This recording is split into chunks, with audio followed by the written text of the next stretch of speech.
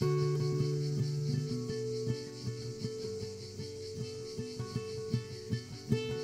know that many people with disability are lonely. Through no fault of their own, their lives and opportunities can often be quite different from those of their brothers and sisters or their peers, and in turn that makes them quite vulnerable.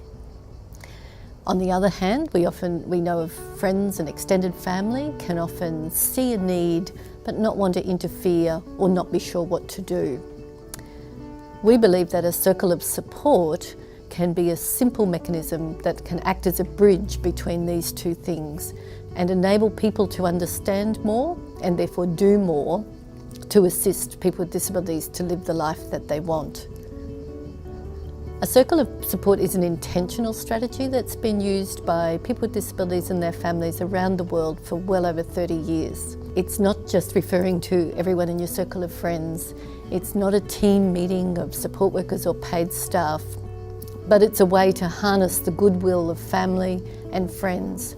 To bridge the gap, we believe people need both an invitation to be involved and some information about what's required. A circle of support is one strategy to help that to happen. It's not an end in itself, and it won't be the right strategy for everyone or at every time, but it has certainly been very helpful for many people.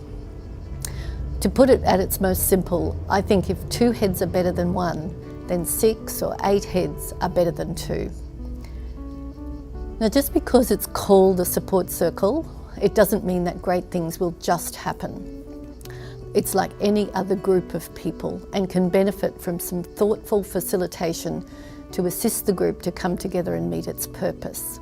This video features a conversation between 3 facilitators, and in it we share some tips from our experience of things that we think have helped circles to achieve their purpose and some cautions of what can get in the way. For the family, I think it's about why do you want the circle, so that you can then talk that through to the circle members as well. I think it's that support though that most people want, just to know that there are people there that have got their back, really. I know that's probably what I'd want that circle for, and to help solve some of the dilemmas that do come along in your life.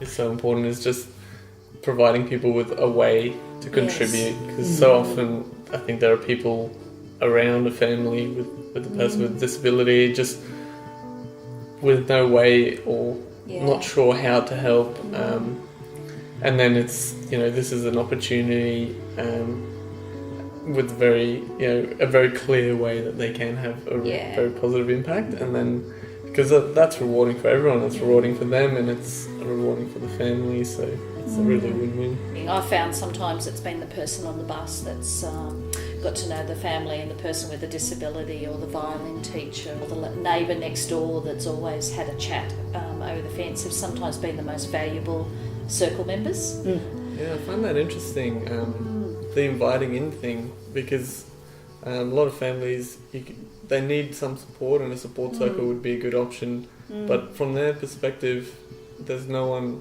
who would be interested, but there's a lot of people generally interested, and they just, but you don't want to intrude or you don't want to impose. And you could say that to the person, I'd like you to come because of your skill, or you always make Jack happy when you see him, or I know there's a connection there, and people, that means a lot, that they, I always feel honoured when someone tells me that.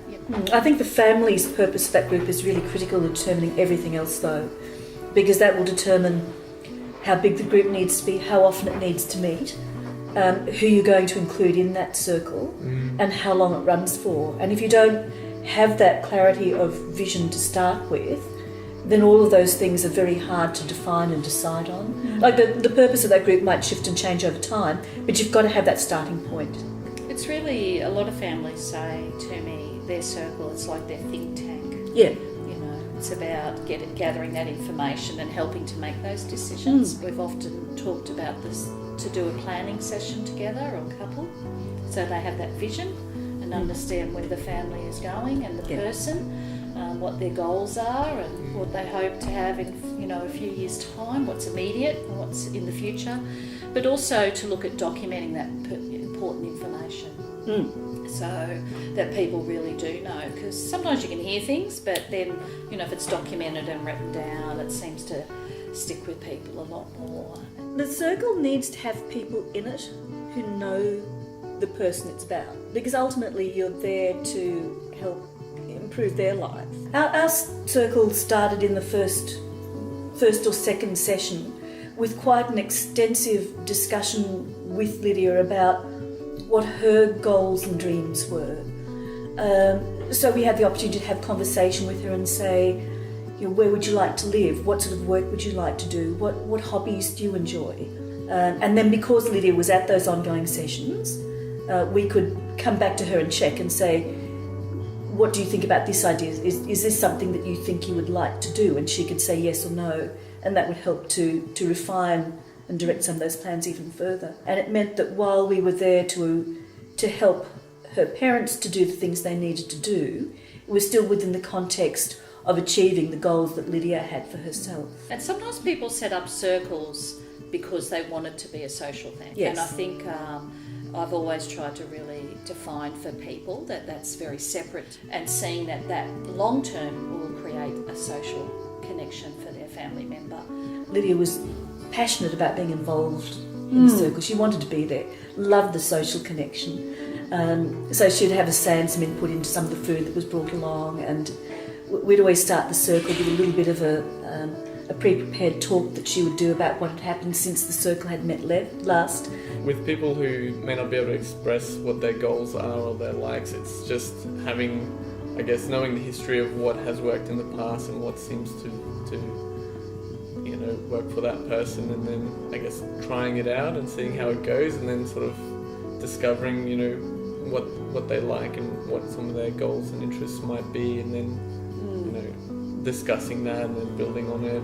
You need to meet with the person who is substantially the linchpin of that circle. So it's usually a parent or a brother or a sister, family member who will be arranging it, and discuss with them what their aims and goals are for the circle, both over the broader life of the circle and for a specific meeting.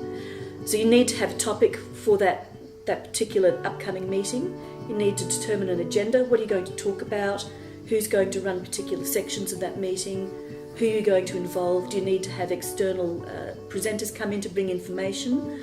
Taking the notes is really key, because that Yes. reminds everybody as well what they committed to, what was talked about, and what needs to be thought about for the next meeting. So my role in the first couple of cycles of that circle were very administrative. So you need to find a place to have the circle. You need to contact people to see if they're available. You need to find a suitable date. You need to talk about things like, are you going to provide tea and bickies? How's that going to work? So very practical things.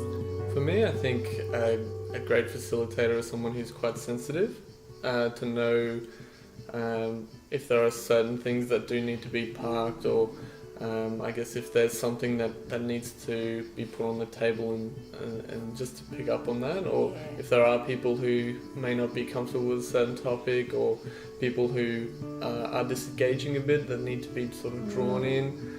I think being aware, I think a good facilitator is someone who's quite aware of what's going on. It helps to understand group process. You absolutely need to be sensitive. That's the first thing, I think, when you're dealing with those sorts of issues.